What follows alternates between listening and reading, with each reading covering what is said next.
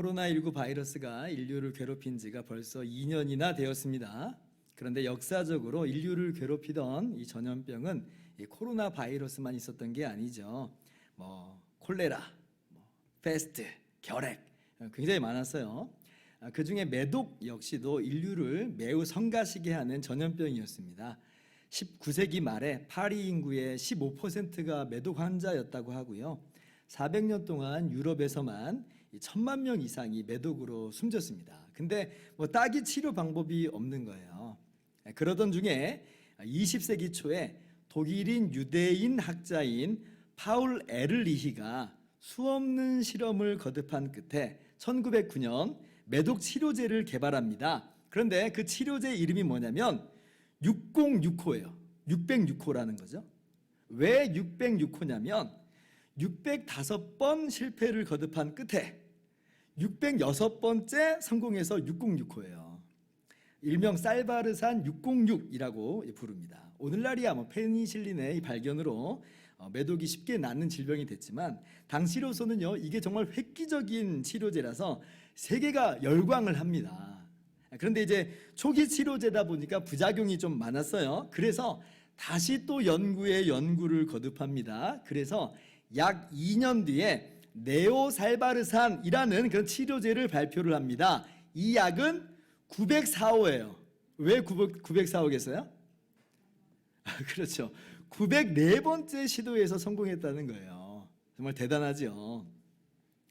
파울 에를리히가 연구의 성공을 위해서 필요한 것에는 4가지가 있다 이렇게 얘기를 합니다. 첫째 능력, 둘째 행운, 셋째 돈, 연구비가 필요하다는 거예요. 그리고 인내가 필요하다. 에를리히는 유대인이라서 유일하신 하나님을 믿지만 그러나 예수님을 알지는 못하는 사람입니다. 그런데 그 말에는 참 큰 울림이 있죠. 인내가 필요하다. 끈기가 필요하다. 포기하지 말아라. 여러분, 새로운 한 해가 시작되었는데요, 여전히 아무것도 변하지 않고 그냥 그대로인 것만 같은 그런 상황인 것처럼 보일지라도 포기하지 말고 인내하며 나가실 수 있기를 바랍니다. 오늘 본문을 보면 그렇게 오랫동안 인내하며 기도해왔던 한 사람의 모습을 우리가 발견할 수가 있습니다.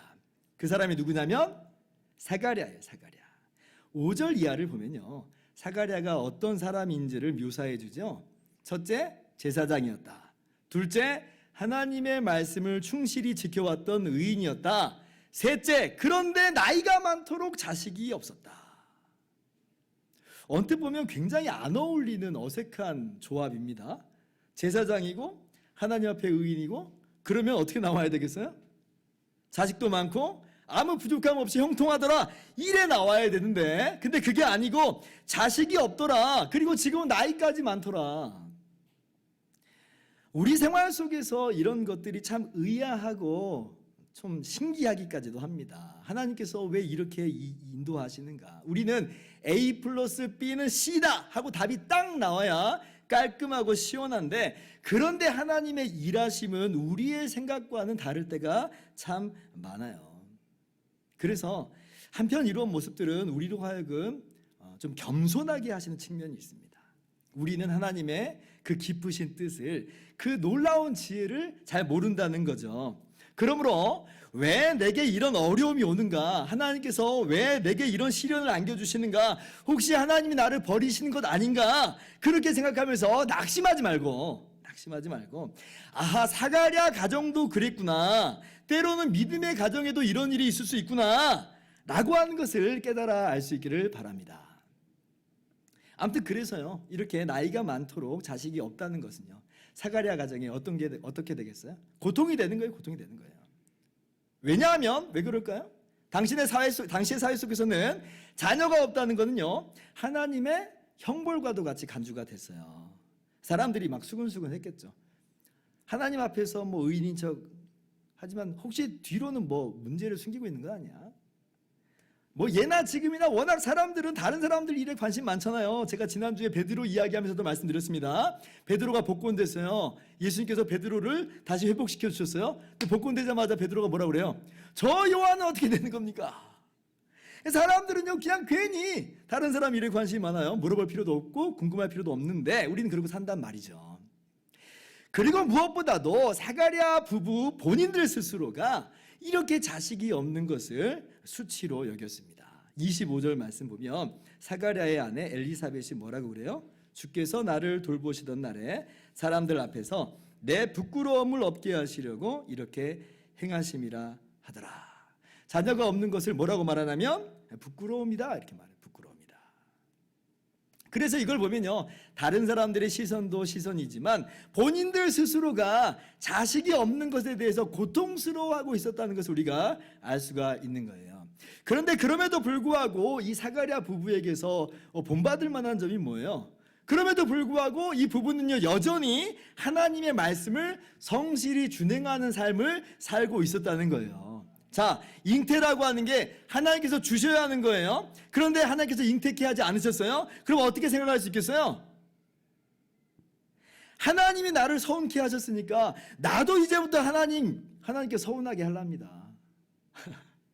우리가 참 불경건한 사람들이어서 뭣도 모르고 그런 생각들을 막 하잖아요. 하나님께서 우리를 창조하여 주셨음도 잊어버리고 하나님께서 아들 예수님을 내어주심으로 우리를 구원하심도 잊어버리고 당장 내 앞에 문제 그 어려움 해결해 주시지 않으니까 그래서 나 이제 교회 안 나갈랍니다. 이런 사람들이 의외로 있어요. 제가 그분들이 당하는 고통을 결코 얕잡아 보는 건 아닙니다. 오죽 힘들면 그렇게 하겠어요. 많은 사실 우리의 눈이 가리워져서 하나님께서 이미 우리에게 행하신 일, 거저주신 이 엄청난 선물을 우리가 못 보고 있는 거예요. 그래서 하나님께서 그 눈을 열어주시기를 바랄 따름입니다. 자, 그런데 사가랴 부부는 어땠다고요? 우리의 모습과는 다르게 여전히 하나님 앞에서 살아가는 사람들이었다는 거예요. 참 모범이 아니라 할 수 없지요. 우리도 그러한 삶의 자세를 갖기를 바랍니다. 자, 그러던 어느 날 사가랴가 성전에서 봉사하던 때의 일이에요. 제사장이라고 해서 매일 나가서 봉사했던 것은 아니고요. 당시 제사장은 24반열이 있었기 때문에 1년에 두 차례 총 2주 동안만 봉사를 했습니다. 그리고 게다가 각 반열에 뭐 한두 명 제사장이 있었던 건 아니겠잖아요. 그러니까 성전 내부에서 봉사한다는 것은 평생 한두 번 아니면 그마저도 없는 정말 평생 한번 찾아올 수도 있는 그런 봉사의 기회였던 것 같아요. 그래서 지금 이제 사가랴 차례가 돼가지고 사가랴가 성전에 들어가서 봉사를 하게 됐습니다. 9절에 주의 성전에 들어가 분향했다 그러죠. 예수님 이전에 이 성전 건물의 구조를 보면 짐승을 가지고 제사를 드리는 번제단하고 이 뜰이 있었고 그 안쪽으로 성소가 있었어요. 성전이 있었어요. 그리고 성전은 다시 성소와 지성소로 나눠지는데 가장 안쪽에 있는 지성소는 대제사장만 1년에 1차 한 번 딱 들어갈 수 있고 언약궤가 거기 있었죠. 그리고 지성소 바깥의 성소에는 떡상이 있고 등잔대가 있고 그리고 분향단이 있었어요. 그래서 사가랴 제사장이 성소로 들어가 그 분향단에서 아침 저녁으로 분향했다 하는 거예요. 그래서 이렇게 사가랴가 분향할 때에 10절에 성전 바깥에서는 어떤 일이 있어요? 백성들이 기도했다. 그래, 기도했다. 성경을 보면 분향하는 거하고 기도하는 거하고 밀접한 관련이 있음을 우리가 알 수 있습니다. 요한계시록 5장 8절을 보면 그 두루마리를 취하심에 네 생물과 24장로들이 그 어린 양 앞에 엎드려 각각 검은고와 향이 가득한 금대접을 가졌으니 이 향은 성도의 기도들이라. 이 향을 뭐라고 말해요? 성도의 기도들이라.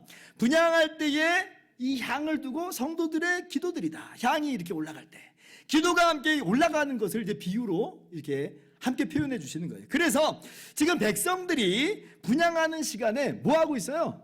기도하고 있는 거예요.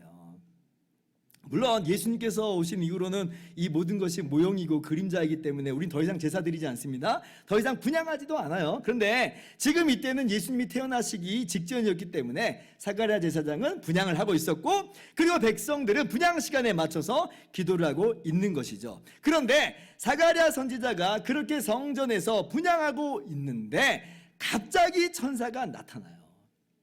얼마나 놀랐겠어요. 심장이 이게 철렁했겠죠. 그런데 천사가 나타나서 하는 말이 더 놀랍습니다. 13절 말씀이에요. 같이 한번 읽어볼까요? 시작. 천사가 그에게 이르되 사가랴여 무서워하지 말라. 너의 간구함이 들린지라. 내 아내 엘리사벳이 내게 아들을 낳아 주리니 그 이름을 요한이라 하라. 사가랴여 무서워하지 말라. 너의 간구함이 들린지라. 하나님께서 사가랴의 간구를 들으셨다는 거예요. 그래서 엘리사벳이 아들을 낳을 것이라고 천사를 보내서 예고하여 주고 계세요. 여기서 우리가 무엇을 알 수가 있냐면요, 사가랴가 뭐 하고 있었다는 거예요? 계속해서 간구하고 있었음을 우리가 알 수 있어요. 그래서 천사가 나타나서 하는 말이 너의 간구함이 들린지라예요. 사가랴는 기도의 사람이었다는 거죠. 자, 그러면 사가랴는 과연 무엇을 위해서 기도하였던 걸까요? 아마 그 중에 하나는 분명히 자식을 낳게 해달라는 그런 기도였을 거예요. 그러니까 하나님께서 천사를 통해서 엘리사벳이 아들을 낳을 것이다, 이렇게 응답하여 주시는 거죠. 여러분, 자녀가 없으니까 자녀를 허락해달라고 기도하는 것은 지극히 자연스러운 일입니다. 근데 이렇게 오랫동안 무자하고 나이가 많은데도 불구하고 거의 불가능한 상황임에도 불구하고 여전히 기도했다는 건요, 우리에게 보여주는 시사점이 참 많죠. 그런데 이 기도의 응답이 꼭 사가랴 개인의 기도 제목만 일컫는 것은 아닌 듯해요. 오히려 본문의 뉘앙스는 이 기도의 응답이 다름 아니라 이스라엘 민족의 기도의 응답임을 또한 강하게 풍겨내고 있어요. 왜냐하면 아까 10절에 뭐라고 그랬어요? 굳이 모든 백성이 이 분향 시간에 밖에서 기도했다는 것을 밝혀주고 있어요. 여러분, 천사의 방문이요, 단순히 사가랴 개인의 기도응답 차원이라고 한다면 굳이 이 내용은 기록할 필요가 없는 거예요. 그죠? 또 14절 이하도 보세요. 자, 14절. 너도 기뻐하고 즐거워할 것이요, 많은 사람도 그의 태어남을 기뻐하리니. 사가랴가 기뻐한다는 건 당연한 이야기죠. 뭐 늙으나 박혀나마 자식을 낳으니까 얼마나 기쁘겠어요. 그런데 뿐만 아니라 다른 사람들도, 많은 사람들도 그가 태어남을 기뻐한다 그래요. 아니, 이 사람들은 왜 기뻐해요? 자기들 일도 아닌데 기뻐한다는 게 좀 생소하잖아요. 여러분, 이게 다른 이유 때문이 아니에요. 하나님께서 요한을 태어나게 하심으로, 그리고 요한의 사역을 통하여 하나님께서 드디어 이스라엘을 돌아보시는 것이기 때문에 그래서 기뻐하는 거예요. 세례 요한이 태어나서 하는 일이 예고되어 있습니다. 16절입니다. 이스라엘 자손을 주 곧 그들의 하나님께로 많이 돌아오게 하겠습니다. 17절 같이요. 그가 또 엘리야의 심령과 능력으로 주 앞에 먼저 와서 아버지의 마음을 자식에게, 거스르는 자를 의인의 슬기에 돌아오게 하고 주를 위하여 세운 백성을 준비하리라. 세례 요한이요, 사람들이 하나님께로 돌아오게 하는 일을 행할 것이에요. 그런데 무엇보다도 주목할 것은 뭐냐면 세례 요한이 주 앞에 먼저 오는 자라는 거예요. 주님 앞에 먼저 와서 준비하는 사람이라는 거죠. 이 말은요, 세례 요한의 등장 후에 누가 오신다는 거예요? 그렇죠. 이스라엘 백성들이 그토록 바라고 고대해 왔던 주가 오신다, 메시아가 오신다는 거예요. 그러니까 정말 가슴을 설레게 하고 흥분시키는 기쁜 소식이 되는 거예요. 그렇다면 세례 요한의 태어남을 이렇게 기뻐하는 사람들이라면 이 사람들은 또한 어떤 사람들이라는 거예요?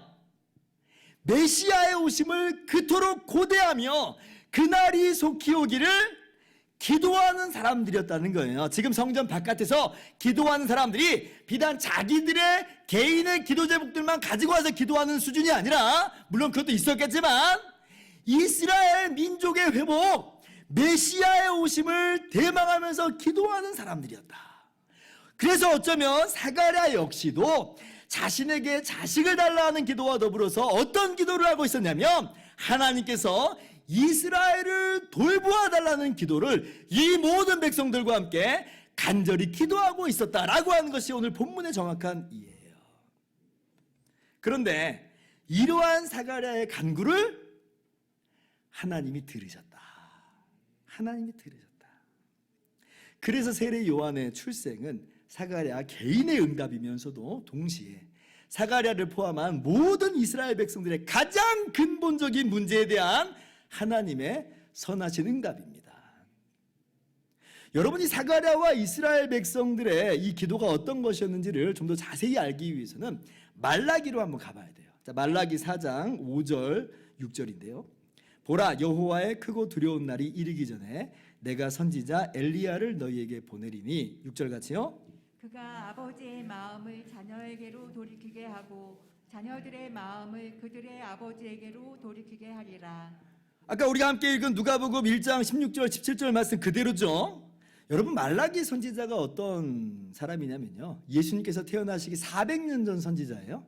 세례 요한이 태어나기 400년 전 선지자라는 거예요. 이때 하나님께서 말라기 선지자를 통해서 여호와의 날, 즉 메시아를 보내주시는 그 날을 예고하여 주세요. 그런데 하나님께서 그렇게 예고하여 주시고는 무려 400년 동안 침묵하십니다. 이 400년 동안의 침묵 기간에는요, 선지자가 일어나질 않아요. 천사의 방문도 없어요. 어찌된 연고인지 하나님이 그냥 침묵하시는 것 같아요. 하나님의 역사가 나타나질 않는 거예요. 그러면 이 400년 동안의 이스라엘은 어떤 일을 겪고 있냐면, 400년 동안의 이스라엘은요, 이방 민족의 압제하에 놓여 있어요. 심지어는 그 과정 중에 이게 너무 길어지니까 많은 이스라엘 사람들이 변절하고 타락하고 스스럼없이 이방 사람들에게 동화되어서 하나님을 떠나는 일들이 있게 됩니다. 오늘 본문은 그 현장이라는 거예요. 그러니 경건한 하나님의 사람들의 기도가 얼마나 간절하겠어요.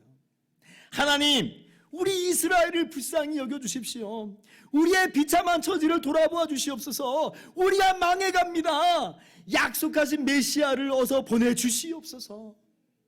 어쩌면 공허한 메아리처럼 자신들의 소리만 저 벽에 부딪혀 돌아온 것 같을지라도 그래도 그 기도를 계속하는 거예요. 얼마 동안? 400년 동안. 그러나 하나님께서 안 들으시는 것이 아니었죠. 하나님께서 듣고 계셨고, 마침내 하나님의 때가 되었을 때에 세례 요한을 먼저 태어나게 하셨고, 그리고 마침내 약속하신 메시아 예수님을 태어나게 하신 것이에요. 사가랴여, 너의 간구함이 들린지라. 하나님께서는요, 오늘 또 우리의 기도에 대해서 동일하게 말씀하여 주세요. 무서워하지 말라. 너의 간구함이 들린지라. 왜 슬퍼하느냐? 내 기도가 들린지라. 여전히 듣고 있다라고 말씀하시는 하나님의 음성을 여러분 들으실 수 있기를 바랍니다. 여러분, 우리의 기도가 아무리 더디게 응답되는 것 같아 보여도요, 하나님은 듣고 계세요. 사가랴 보세요. 개인 문제로 얼마나 오랜 시간 동안 기도하고 있었겠어요. 이스라엘 보세요. 이스라엘의 회복을 위해서 이들은 얼마나 오랫동안 기도하고 있는 거예요. 그 오랜 시간이라 할지라도, 아무런 응답이 없는 시간인 것처럼 보일지라도 그들은 기도했고요. 하나님은 듣고 계셨다는 거예요. 듣고 계셨다. 근데 왜 우리는 기도를 포기하려고 하는가? 왜 우리는 기도를 멈추고 중단하려고 하는가? 605번 기도했으면 이제 606번째 기도해야죠. 하나님께서 우리의 기도를 들으시는 하나님이시기 때문에 그렇습니다. 믿으시기 바랍니다. 자, 그런데 여기서 하나 흥미로운 것은 뭐냐면, 그렇게 하나님께서 천사를 보내셔서 응답을 해주셨는데요, 근데 정작 그 응답의 현장에선 사가랴가 믿지를 못했다는 거예요. 18절 말씀, 사가랴가 천사에게 이르되 내가 이것을 어떻게 알리요? 내가 늙고 아내도 나이가 많으니이다. 20절 보면 사가랴가 믿지 않았다 그렇게 이야기해요. 사가랴가요, 기도는 하고 있는데 이걸 불가능이라고 생각한다는 거예요. 이걸 보면요, 하나님의 응답이라고 하는 게 우리의 믿음이 대단한 믿음이라서 주시는 것이 아님을 알 수가 있죠. 여러분, 아니 세상에 이렇게 흠이 없다고 하는 사가랴의 수준도 이 정도입니다. 아마 사가랴도 처음에는 열성적으로 기도했겠죠. 믿음을 가지고 기도했을 거예요. 그런데 이제 시간이 많이 흘러가니까 그냥 습관적으로 변해버린 거예요. 만성화되어서 그냥 기도하는 수준으로 굳어버린 것 같아요. 우리도 그러잖아요. 특별히 우리의 사랑하는 가족의 구원을 위해서 우리가 기도합니다. 정말 간절히 기도를 합니다. 그런데 이게 너무 오래되니까 어떻게 돼요? 기도는 하는데 이게 될지 안 될지 반신반의 하잖아요. 사가랴가 딱 그런 모양이었던 것 같아요. 그러면 모든 것을 아시는 하나님, 마음까지 감찰하신 하나님이 어쭈 이것 봐라 하시면서 들으셨다가도 에이 됐다 안 들어보실 수 있으셨을 텐데, 그러나 하나님 그렇게 하시지 않으세요. 그죠? 들으셨다 그래요. 여러분, 기도 응답이요 우리의 믿음 때문이 아니라, 우리 믿음이 대단해서가 아니라 하나님의 자비와 긍휼 때문에 응답하시는 거예요. 심지어 사가랴가 천사의 말에도 들으면서도 믿지를 못하잖아요. 그런데 그래서 하나님이 그래서 거두어 버리시지도 않아요. 비록 사가랴가 언어 장애인이 되는 책망을 받긴 합니다. 그러나 하나님은 그대로 이루세요. 그대로 이루세요. 기도 응답이 전적으로 우리 실력이 아니에요. 하나님의 긍휼하심으로 이루어지는 거예요. 오히려 사가랴는 세례 요한이 태어날 때까지 언어 장애들이 있잖아요. 근데 이것도 사실 은혜예요. 하나님의 긍휼이에요. 왜냐하면 이게 갑자기 자기에게 닥친 일이잖아요. 예기치 않게 다가온 일이에요. 그러면 이렇게 자기가 언어 장애인이 된 것이 확실한 만큼이나 뭐가 확실하다는 거예요? 세례 요한이 태어난다는 게 정말 확실하다는 거예요. 의심할래야 의심할 수가 없어요. 이 연약한 믿음을 오히려 붙들어 주시는 하나님의 은혜와 자비가 이 안에 있어요. 게다가 이런 응답이 자신의 대단한 믿음 때문이 아니었음을 뼈저리게 깨닫게 되는 거죠. 그러니까 어떻게 교만하겠어요? 어떻게 자랑하겠어요? 그저 겸손함으로 하나님께서 이루신 일이라고 하나님께만 영광 돌리게 되는 그러한 진정한 신앙이 된 모습으로 그 은혜를 얻게 된 거죠. 여러분, 결코 사가랴가 잘했다는 거 아닙니다. 사가랴의 불신은 책망거리가 분명히 맞아요. 그러나 책망이로되 저주는 아니다. 책망을 통해서도 신앙을 성숙하게 하시는 하나님 아버지의 신실한 역사가 있다는 것이에요. 얼마나 은혜롭고 자비로우신 우리 아버지가 되시는지 여러분 깨달아 아시기를 바랍니다. 그래서 오늘 말씀을 우리 삶 가운데 정말 적용할 것이 참으로 많지만요, 저는 오늘 딱 한 가지만 집중해서 권면을 합니다. 그게 뭐냐면, 여러분의 기도 제목들 포기하지 말고 중단됨 없이 계속해서 하나님 아버지께 아뢰시라는 거예요. 하나님께서 들으시니까요. 하나님께서 항상 다 듣고 계세요. 저는 언젠가부터 이 쉬지 말고 기도하라 하시는 말씀을 참 좋아하게 되었습니다. 제가 처음부터 좋아하진 않았어요. 처음엔 도리어 굉장히 부담스러운 말씀으로, 굉장히 무거운 짐으로 여겼습니다. 쉬지 말고 기도하라니 세상에 어떻게 그럴 수 있단 말인가. 그런데 언젠가 말씀을 묵상할 때에 이 말씀이 이렇게 다가왔어요. 기도해라, 내가 항상 듣고 있다. 이러한 하나님의 말씀처럼 들렸어요. 언제고 기도할 때면 그때가 한밤중이든지 이른 새벽이든지 예배당에서든지 골방에서든지 아니면 운전대 붙잡고 차 안에서 눈 감고 잠깐 기도하는 그 현장이라 할지라도 나는 여전히 듣고 있다라고 하시는 하나님의 말씀으로 들린 거예요. 사람들은요 항상 들어주질 못하죠. 물론 들어줄 때도 있지만 자야 할 때도 있고 먼 일 해야 될 때도 있고 또 다른 사람도 만나야 되고 우선순위에서 우리가 뒷순위로 밀릴 때가 참으로 많아요. 우리에게만 신경 쓰지 못할 때가 많습니다. 그러나 하나님 아버지는 그렇지 않으신다는 거예요. 쉬지 말고 기도해야 그제서야 들어준다는 말씀이 아니었고 쉬지 않고 들어주겠다라고 하시는 말씀인 것으로 알게 됐을 때에 이 말씀이 그렇게나 좋았어요. 여러분, 하나님께서는 들으십니다. 항상 들으십니다. 그것이 심지어 우리의 연약한 기도라 할지라도, 오늘 사가랴와도 같은 연약한 기도라도 예수 그리스도 안에서 여전히 우리의 기도를 들으세요. 그러므로 올 한 해도 기도합시다. 새해 들어서 하나님 아무리 기도해도 안 들어주시니 올해 나는 그냥 기도 안 할랍니다. 하지 마시고 끝까지 기도하는 거예요. 개인을 위해서도 기도하고 가정을 위해서도 기도하고 무엇보다도 사가랴와 이스라엘 백성들이 그랬던 것처럼 교회를 위해서 하나님의 나라를 위해서 기도하는 거예요.